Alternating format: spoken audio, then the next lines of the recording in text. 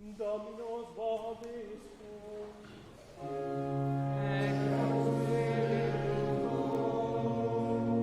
Sequens la Sancti Evangelii, secundum Matteum.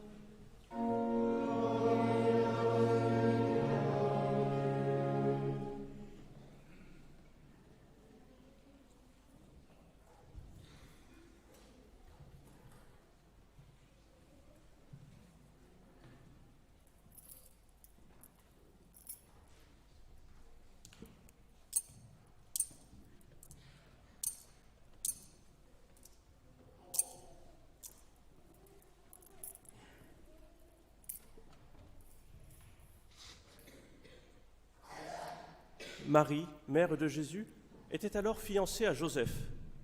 Et avant qu'ils aient habité ensemble, elle se trouva enceinte par l'action de l'Esprit Saint. Joseph, son époux, qui était un homme juste et ne voulait pas la dénoncer, résolut de la renvoyer secrètement. Comme il y pensait, voici que l'ange du Seigneur lui apparut en songe et lui dit « Joseph, fils de David, ne crains pas de prendre chez toi Marie, ton épouse, car ce qui a été engendré en elle vient de l'Esprit Saint. Elle enfantera un fils, et tu lui donneras le nom de Jésus, car c'est lui qui sauvera son peuple de ses péchés. »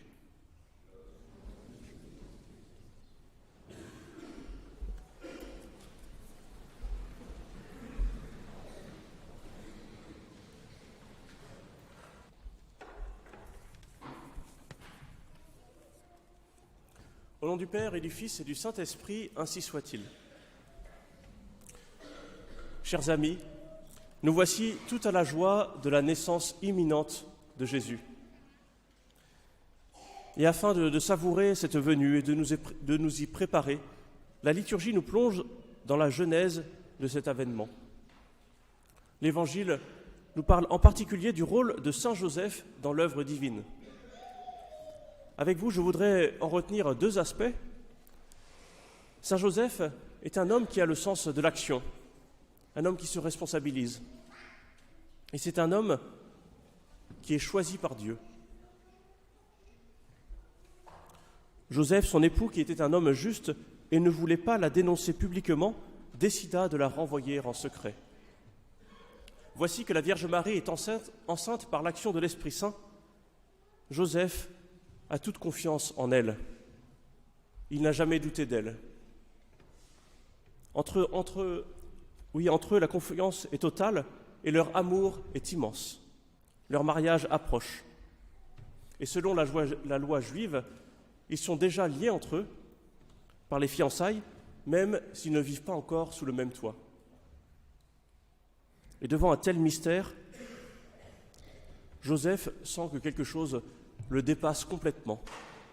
Alors, dans sa grande délicatesse, il choisit secrètement de se mettre en retrait, afin de laisser au Seigneur toute sa place et de ne pas être un obstacle à son œuvre. Son attitude est admirable. Voilà, il ne reste pas dans le flou, il se détermine, il se décide, mais il ne le fait pas sur un coup de tête. Il agit de manière réfléchie, conforme à la loi de Dieu. L'Évangile nous dit que c'est un homme juste, comme d'autres personnages de l'Ancien Testament.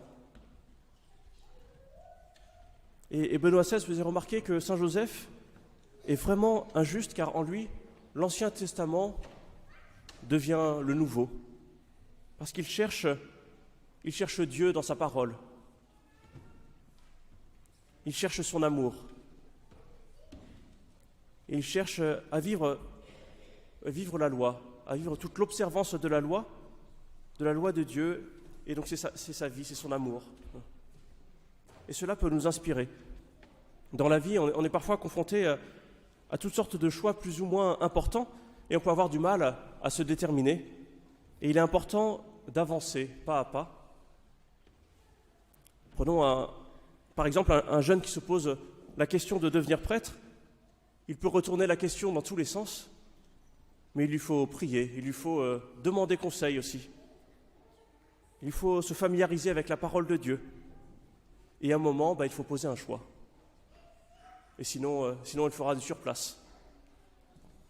Il faut se décider même si on n'a pas tous les éléments, et même si la décision n'est pas parfaite. Saint Joseph, lui, prend une décision. Et que se passe-t-il? L'ange du Seigneur lui apparaît en songe. Le Seigneur attendait la réaction de Joseph pour continuer à le guider. Comme dit un psaume, qui fait sa volonté en est éclairé. Voilà, il faut poser un premier pas pour ensuite recevoir un petit peu plus de lumière du Seigneur. Alors que lui dit l'ange? Joseph, fils de David, ne crains pas de prendre chez toi Marie, ton épouse, puisque l'enfant qui est engendré en elle vient de l'Esprit Saint. Il commence par l'appeler par son prénom. Et Dieu s'adresse à nous personnellement. À travers l'Écriture, en parlant à telle ou telle personne, Dieu me parle aujourd'hui. Et souvent, par une lecture un peu rapide, un peu inattentive, eh bien, on ne se rend pas très bien compte de cela. Mais si on prend le temps de méditer les Saintes Écritures, alors on prend conscience que le Seigneur a quelque chose à nous dire dans telle ou telle situation. Joseph, fils de David. L'ange, fils de David. L'ange ne dit pas cela parce que ça fait classe, ni même pour flatter Joseph. Non, le Seigneur implique Joseph dans son projet de salut. Joseph a beau être charpentier à Nazareth, il n'en est pas moins d'ascendance royale. Il est descendant du roi David. Et il devra se faire recenser à Bethléem. Sans doute qu'il possède, à ce titre, il possède un terrain ou un champ aux alentours de Bethléem. Et sans doute que par le recensement, il devra payer un impôt pour cela. Joseph est fils de David, descendant de David.